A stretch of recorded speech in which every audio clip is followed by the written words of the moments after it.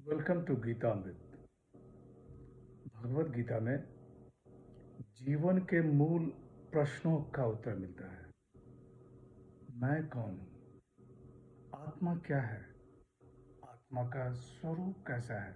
गीता अमृत में इन्हीं विषयों का वर्णन सरल शब्दों में। Gita is eternal science and researching Gita you get अमृत। अहम ब्रह्मास्मि, मैं आत्मा हूँ। पिछले सेशन में चर्चा की थी अध्याय 16 श्लोक 9 एवं 10। आज की चर्चा का विषय है अध्याय 16 श्लोक 11 एवं 12। अध्याय 16 दैवी और आसुरी स्वभाव, डिवाइन एंड डेमोनिक नेचर। श्लोक 11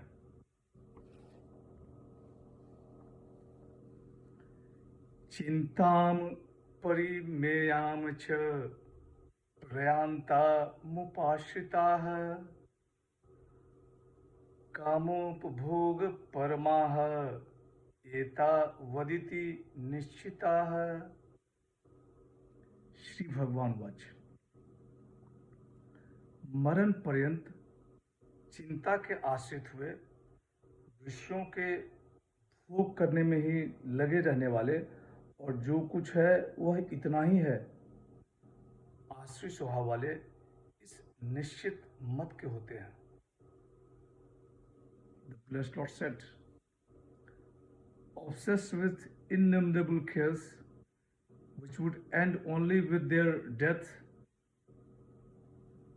looking upon the gratification of desires as their highest aim, assured that this is all. पिछले सेशन में आसुरी स्वभाव वाले के आचरण का वर्णन था। आसुरी स्वभाव वाले के आचरण किस उद्देश्य से होते हैं, इसका आज वर्णन किया जा रहा है। भगवान श्री कृष्ण कह रहे हैं कि हे पार्थ, मरण पर्यंत चिंता के आश्रित हुए विषयों के भोग करने में ही लगे रहने वाले और जो कुछ है वह इतना ही है आश्रित स्वभाव वाले इस निश्चित मत के होते हैं। आसुरी स्वभाव वाले सांसारिक चिंता में डूबे रहते हैं। उनके लिए भोगों से बढ़कर कुछ भी नहीं है। मेरी इज्जत, मेरा धन, मेरा परिवार, मरने के बाद इनका क्या होगा, इसी चिंता में डूबे रहते हैं। कामोपलोभ परमाह, कामनाओं की तृप्ति ही जिनके जीवन का लक्ष्य है। They believe in materialistic doctrine, eat, drink and be merry. श्लोक 12।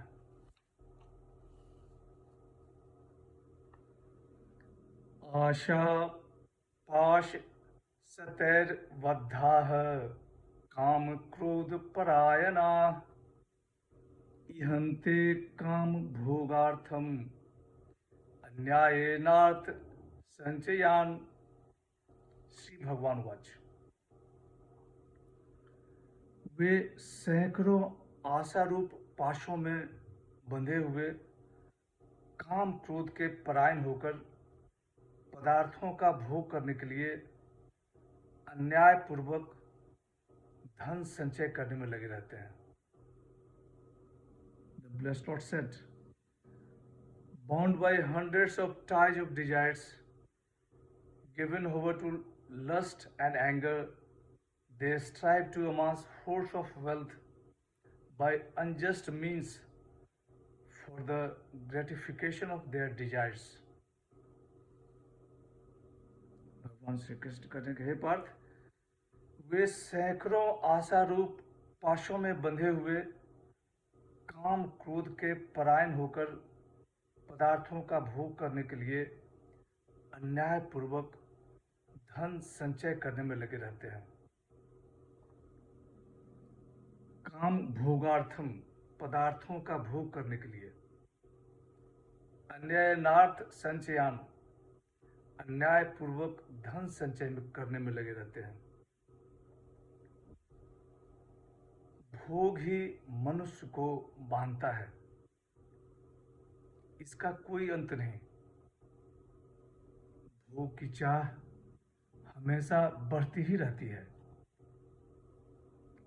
आसुरी स्वभाव वाले आशा रूपी पाशों में बंधे रहते हैं।